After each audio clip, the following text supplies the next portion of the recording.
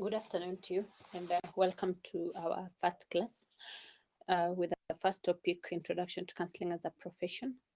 And I know that guiding and counseling is an important aspect in community health because as you deal with human beings, there's always a bit of counseling that you'll require to offer. And many are the times that most people offer this counseling without having trained. And sometimes you make blunders, you make mistakes, sometimes you may mislead people. So we need to do this as professionals, and that is why we have this course, so that it can help you acquaint yourself with what is required on the same. Now, as an introduction to this, we have it that guidance and counseling. I don't know what comes to your mind when you think of that. What is the difference between the two? What is the difference between guidance and counseling? Or are they the same? To guide and to counsel, is it the same? Or do we aim at the same goal while we offer guidance and counseling? Probably as an introduction to this topic, we need to understand that the word counseling implies many things to different people. To some, counseling just denotes advice giving, like, I received counsel, I received advice, I received information.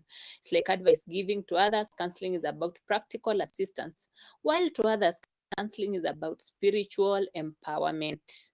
So if clients are to benefit from counseling, a clear understanding of what the practice of counseling entails is absolutely necessary. Let your clients understand the scope of what you're offering to them as a medical practitioner, so that they're able to know that it's not just information, or it's not just advice that you're giving. It's not just a by the way, but it has to be very intentional, and it has to be actually with some goals that we aim at the end of the day.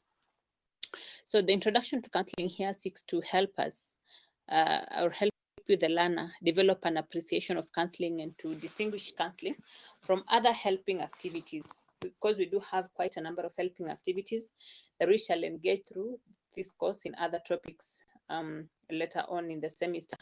So this chapter differentiates between terminologies to bring clarity of understanding to you as a learner. And this lesson will seek to outline some of the key areas of focus in any counselor training program that seeks to impart the necessary counselor attitudes, knowledge, and skills. So have some specific objectives, whereby one of them is by the end of this topic or this lesson, you as a learner, you should be able to, one, define the following helping activities, that is counseling, guidance, and psychotherapy, and also differentiate them. You should be able to also explain different concepts in counseling.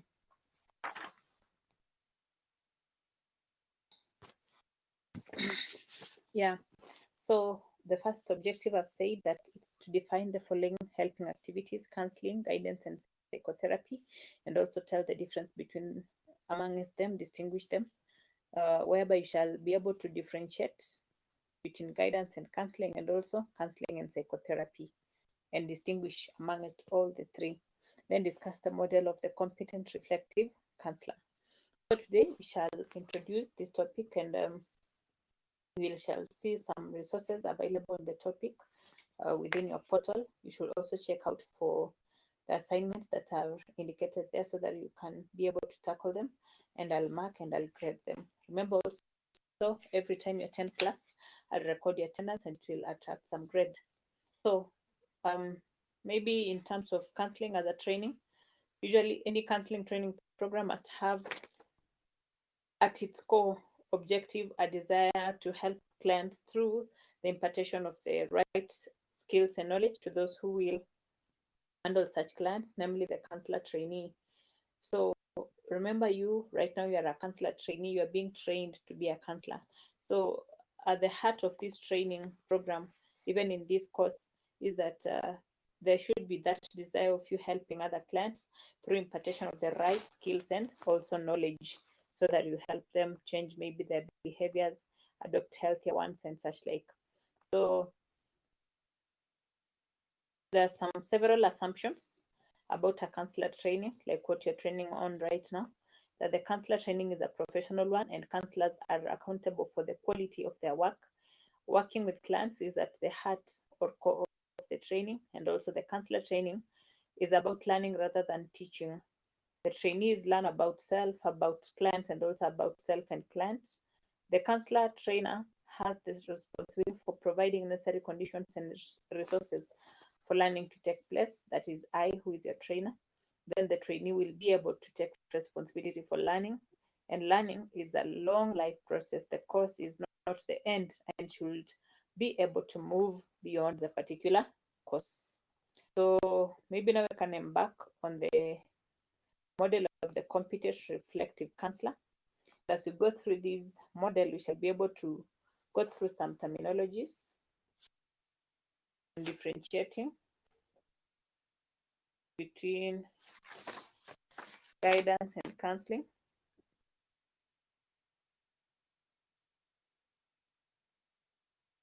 So when you hear the word counseling, what comes to your mind?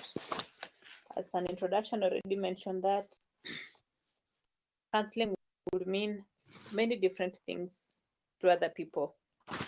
Yeah, it would mean different things to different other people. But maybe to start with,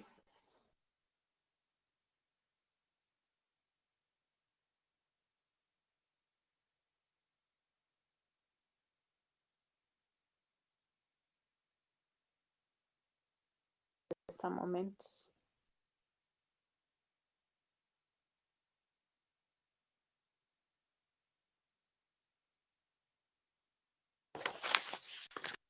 Okay, yeah, sorry, it took a while a bit. Okay, I think let's begin with the counseling, the guidance, and then we'll finish with the model of the competent reflective counselor. Counseling has quite a number of definitions. So there's one that states that it's helping process that uses the safety and engaged by a special kind of relationship to help individuals to get access to a greater part of their personal resources as a means of responding to challenges of their lives. Another one states that it uses specific skills and techniques in the relationship to help people become more competent, more contented, and more creative. It does not primarily deal with the mentally ill, but with normal individuals facing all the difficulties involved in domestic work, oriented, and social life. It is also helping people grow in emotional fitness and health. Remember, being emotional beings day in, day out, to find ourselves engaged in emotional activities. Like right now, mental health is quite an issue of concern in the world. Kenya inclusive. We've seen young people committing suicide. As young as 10-year-olds, we've seen 13-year-olds. There's one boy who committed suicide. I think he felt like he was not getting enough. The father and the mother had separated. I think he just felt devastated. Visited the father, then after returning to the place where he stays, after that weekend, he committed suicide. Another young girl who was school going, and she realized that she had started having her menses. She couldn't afford pads, the sanitary towels. Her mother could not afford them. So it seems she didn't have anyone whom she could have shared with this issue. So one of the teachers noticed that she had failed her dress, and the teacher instead humiliated her in front of the other students. So she felt so humiliated, and you see at that stage, it's a very vulnerable stage for young people, adolescents. It's a puberty stage whereby there's a lot of hormonal changes, there's a lot of emotional changes. So she resorted to commit suicide. So with this, we are saying that counseling is not just being offered to people who are mentally ill, those people who seem to be going mad or rather need that mental counseling, but it's for everyone so that we can improve our life, because every other day we engage in mental related issues, social issues that sometimes can be devastating to us, so that we can be actually emotionally and healthy. So a close examination of these unusually lengthy definition reveals counseling as a helping activity, a safe relationship as a process, as a repertoire of skills and techniques that deals with normal individuals. So basically, when you hear of counseling, don't think it's basically for people who are mentally sick. It's for all of us, even for healthy individuals. So counseling as a helping activity, what does this mean? It's considered an activity that, like other helping activities, is geared towards assisting individuals with difficulties. And other helping activities that have existed from time immemorial include pastoring, teaching pupils and students, taking care of the sick. Yeah, but unlike these activities, counseling is also a relationship. Counseling is a relationship. Now, how is counseling a relationship? Partially, you'll find that all counselors agree that a good counseling relationship is necessary to be effective with clients. Some counselors regard the counseling relationship as not only necessary but sufficient for constructive changes to kind the client. So it means that when you're a counselor, you're engaging with people, you communicate respectively, you do everything that a human being would want, privacy, the right to confidentiality, you need to show them empathy rather than shallow listening and just advice giving. It's more about being genuine rather than just consistency. It's more about respect rather than just a rejection, because this person could be coming from a background full of rejection. It's a genuine commitment whereby we do communication, genuine caring communication. When the counselor tries to understand the client's world as though it were their own, there is empathy. So effective help relationships inspire feelings of trust, credibility, and confidence from people they help. And in the presence of effective help, usually clients quickly sense it is safe to risk sharing their concerns and feelings. Openly, they will not be ridiculed, embarrassed, made to feel ashamed, or criticized for the thoughts, feelings, and perceptions they share. Every one of us have the thought tank, whereby we have many, many thoughts. Others are negative, others are positive, and sometimes others we may not replace them as positive or negative. But at least we do have thoughts. Sometimes they could be very harmful, sometimes they may not be harmful. So it's always good to share. But before one shares, it's always good for someone to be sure that, hey, can I confide in this person? Will my information be private? How will this person take me? How will this person, understand me? So it's very counseling as a process. Remember, we are trying to break down counseling because we've said sometimes it can be seen as a helping activity, it could be seen as a relationship, it could be seen as a process. What else? Also, it can be a repertoire of skills and techniques that deals with normal individuals. Now, so we've already mentioned counseling as a helping activity because we have other helping activities like education. When you teach children, pupils, and students, like the way I'm teaching, it's helping activity. When we take care of the sick, that is a helping activity. When we do pastoring, it's a helping activity. A relationship, we've said there has to be a rapport, there has to be a way in which you engage with someone else by creating a comfortable ground, a comfortable environment for this person to share, for this person to feel appreciated, for this person to feel loved, to feel respected. So concerning counseling as a process, like other helping activities, counseling takes place in stages and through a process.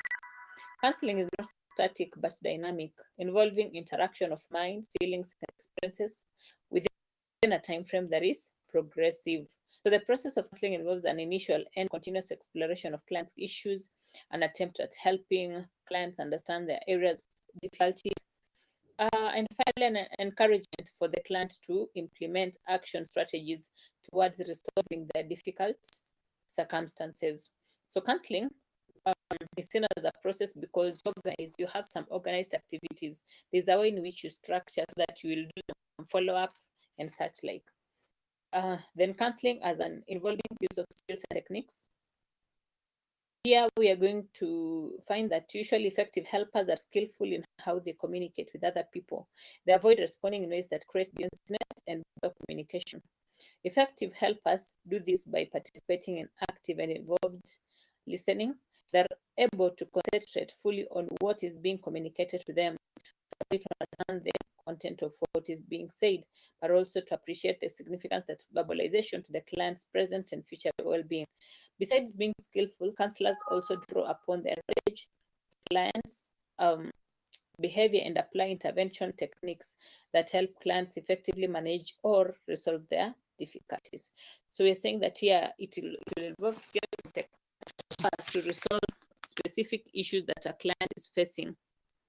Then helping as an counseling as an activity for normal people. It's for everybody, because now that is a question I should be asking: is counseling really for everybody? Yeah, it should be, because it is not only for those people who are mentally ill. So maybe think of different kinds of people and situations that may benefit from counseling. Sometimes with that misconception, we think that it's for people who are sick, who are mentally ill, but it's for everyone of us. Okay, so counseling is addressing everyday social problems to do with work, family, relationships, decision making, and even developmental aspects of life. So, what is the difference between guidance and counseling? Counseling and guidance. Is counseling the same as guidance? Maybe you could list down some similarities and differences between guidance and counseling. And usually, guidance is a term referring to a broad area of educational activities and services aimed at assisting individuals in making and carrying out adequate plans and achieving satisfactory adjustments in life. So basically, guidance refers to what? It's a broad area of educational activities and services aimed at assisting individuals, an individual. So you are assisting. It's a service. It's an activity. It's a process that helps individuals recognize and use their inner resources, set goals, plans, and work through problems in a healthier manner. So guidance has to do with directing, usually by an expert who knows. Like, for example, adolescents need guidance to prepare them for the developmental and sexual changes that take place in puberty. However, while guidance seeks to give information that can help prevent individuals from getting into problems, for example, information on the dangers of drug abuse, counseling, on the other hand, will address issues arising from those who already are in problems, e.g., drug abuse. So, like, guidance is basically like a preventive measure from us getting into problems or issues that would affect our mental health. But counseling is now the actual process whereby someone has already been affected. Maybe like is already in drug abuse, so you're no longer asking them to know ways of preventing themselves from drug abuse. So counseling, difference between guidance and counseling. Usually guidance is client-led.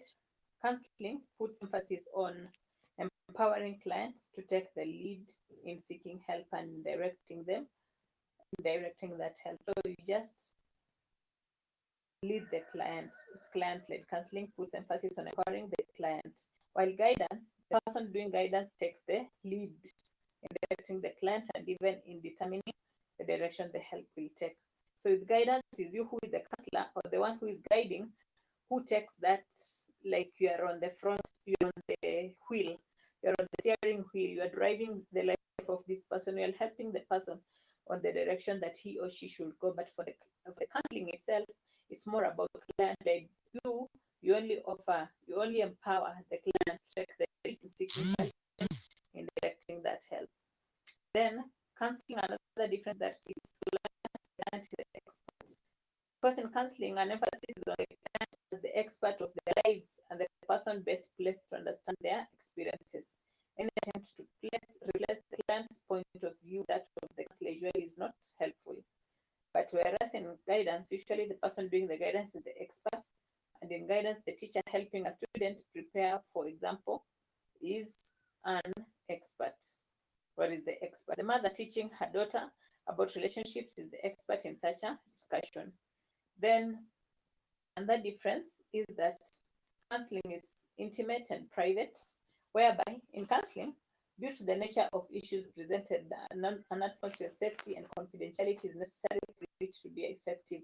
For that reason, counseling is usually done in private settings where intimate personal issues are shared. Whereas in guidance is public and less intimate, passing of information from one individual to another without necessarily requiring the receiver's response can be done in public. Dissemination of HIV information is usually done in public forums and conferences without requiring any deep level of intimacy. Then the fourth difference between counseling and guidance is that counseling deals with feelings. Counseling is effective. It's value-oriented, deals with perception, motivation, and needs the feelings. Whereas guidance deals with facts. Guidance deals with the knowledge based on based on facts, principles, and methods, and also cognition. The fifth difference is that emotional and flexible. Counseling is emotional and flexible. It's less educative, whereas on the other hand, guidance is educative and mature. More information and it has more information, it's more informative and deductive. Counseling, in counseling, behavior change is the immediate goal, whereas in guidance, behavior change is not the immediate intention. So that is the basic difference between guidance and counseling. But maybe we need to find out some similarities and let me know in our class when we interact. What about counseling and psychotherapy? Usually, psychotherapy has been described as the intense and in-depth process of helping clients with serious emotional, psychological, and behavioral problems resolve these difficulties through a process that involves addressing the client's unconscious motives as well as unresolved past experiences. So psychotherapy does not involve the use of medication, but instead relies on the psychoanalytic techniques to treat clients. Most people usually find that psychotherapy is counseling and counseling is psychotherapy. While it is true that both helping activities share certain similarities, for instance, both rely on talking as the main medium of intervention. There exists some marked differences between the two. So what about counseling and psychotherapy differences?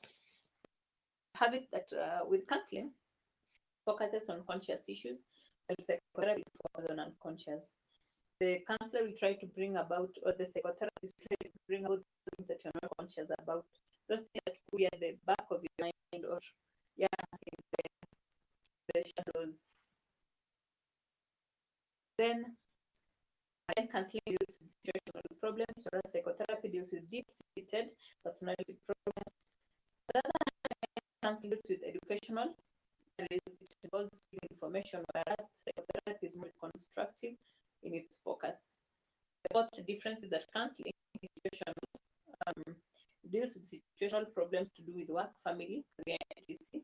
While these are one, psychotherapy deals with it arises from personality problems that go beyond those that can be done by a counselor, e.g., serious trauma as a result of childhood sexual abuse, what you said, the deep-seated personality problems. Then deals again, counseling deals with less emotional problems, whereas therapy deals with neurotics or those with severe emotional problems. Another difference between psychotherapy and counseling is the focus on friends, and the psychotherapy focuses on, and again, counseling.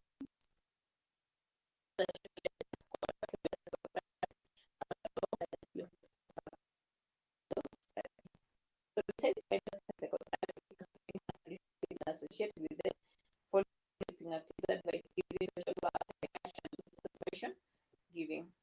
So maybe within those terms and help me know what came up with when we discuss in our next class. And briefly look again at the model of the competent counselor.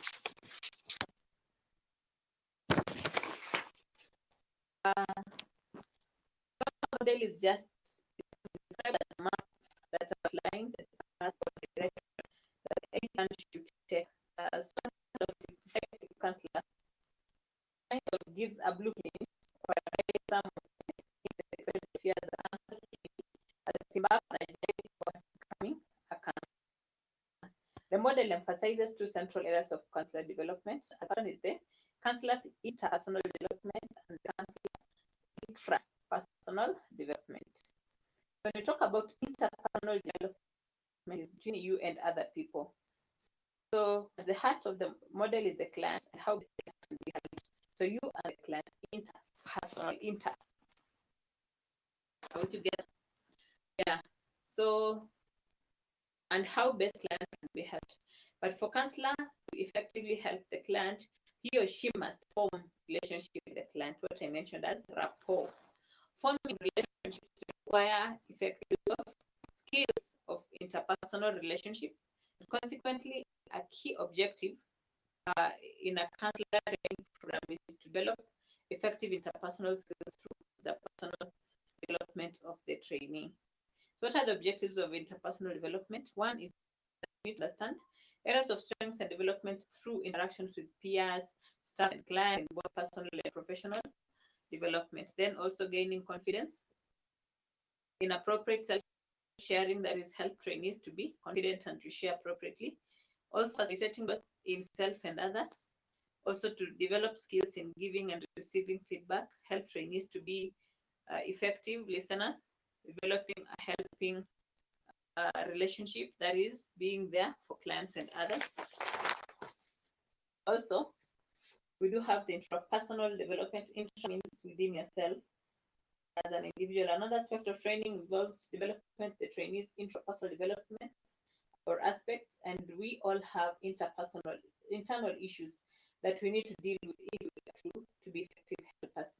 Issues to do with our losses, disappointment, prejudice, rejection, issues with our own emotions that from time to time cloud or our perceptions of reality.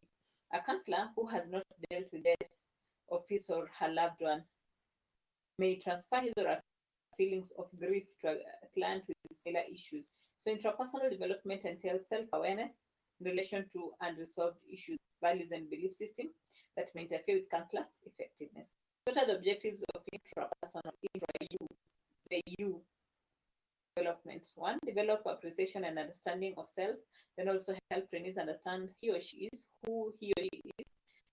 Here, tell them to work on it or to live with it. Become aware and utilize personal strengths and assets. Help the trainees access their strengths and resources or hidden potentials. Help trainees to become aware of the blind spots, blocks, and vulnerability. And this, maybe I'll send you to a window that is commonly called the Johari window. It is very crucial in counseling. You can read through, get to the internet and read through the Johari use window. And let me know if you've read it. I'll ask you a few questions in next class. Okay, help the trainees to become identify on for therapy counseling and also appreciate the significance of the development stages of personal development.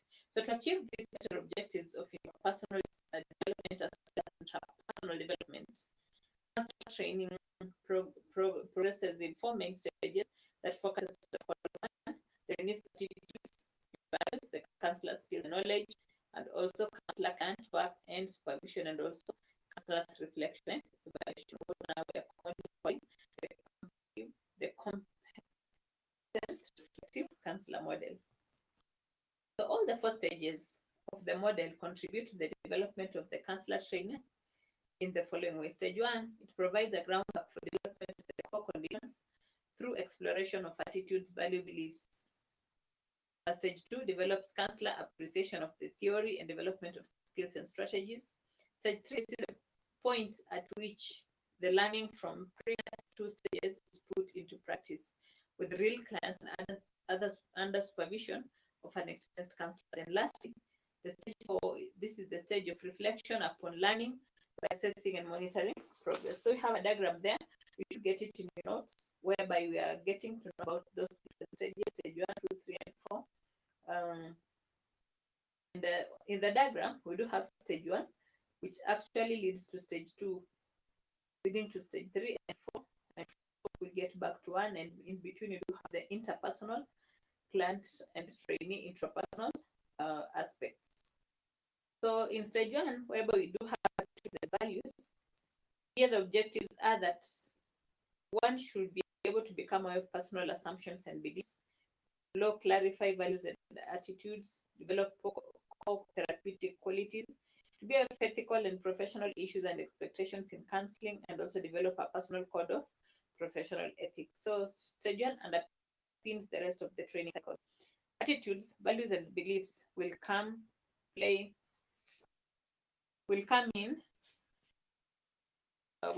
into play consciously and unconsciously throughout all the stages of the model, and they need to be highlighted. A counselor trainee is helped to become more flexible in their practice through greater awareness, and training helps the counselor to understand their beliefs, values, and philosophical stance about people. Then values usually denote empathy, worth, desirability, and pricing. Where people act upon values, a counselor needs to understand the values they espouse or they value. An attitude is settled way of thinking. A belief implies acceptance of something as true, and existing attitudes, values, and beliefs affect the qualities of the counselor. A counselor is characterized by what he or she believes, values, and thinks. At stage 1, the focus is upon the philosophical assumptions, beliefs, and values and attitudes, which comprise the core conditions: genuineness, warmth, and empathy. And these conditions are the expressions of attitudes toward others, and the ability to express these attitudes is affected by perceptual factors, sensitivity, and the ability to respond effectively, cognitively, and behaviorally. At stage 1, the trainees helped to develop effective sensitivity. And stage 2 is more about knowledge and skills, whereby the objectives here are that the participant or the learner should be able to explain the major counseling theories and approaches, discuss family and social systems, organization contexts, should be also able to demonstrate through working knowledge of humanistic approach to counseling, differentiate strategies and interventions, develop an integrative counseling style, and such like. So in stage 2, it's more about knowledge and skills, whereby one gets empowered and develops appreciation of the theory, development of the skills as a counselor. Stage 3, there is the client work and supervision, whereby the client, we've said, the client is at this point, previous stages, is put into practice. You can learn and never put into practice. So you develop an internal supervisor, develop confidence as a counselor. You also be counseling and other activities for marriage counseling, contracts with real clients, evaluate counseling practice, the use of counseling logs, case notes, and also signing journals, etc. Now, in the last stage, which is the 4th stage, is the reflection and evaluation. But at this stage, it's important to reflect. It's important to reflect the continuously upon learning, both in the course and in the work with real clients. We engage and learn from process of assessment, self-P and tutor assessment, to become familiar with the report process, which are appropriate in the field of counseling, and also become actively engaged in counseling research. Stage 4, where we do have evaluation of self, others, and course itself is encouraged. So I didn't mention that in stage 3, we do have 3 ways in which you can also record the client, whereby you can do by log listing sessions. We can do case notes to facilitate so that you keep scripting down information, and also learning journals where reflection on practice in specific sessions can be incorporated into general reflections about developing counseling competence. So that is it about the counseling, the model or the theory that surrounds the model of the competent reflective counseling. You can go through that again. I know I was a bit fast. Sometimes I talk that fast, but be free to ask me if you have any queries. Let me know in line with our first topic on the introduction. I look for us to engage in the next topic, our topic 2, so that we can keep moving forward through this unit. So thank you for your time. I look forward to meeting you in the next class.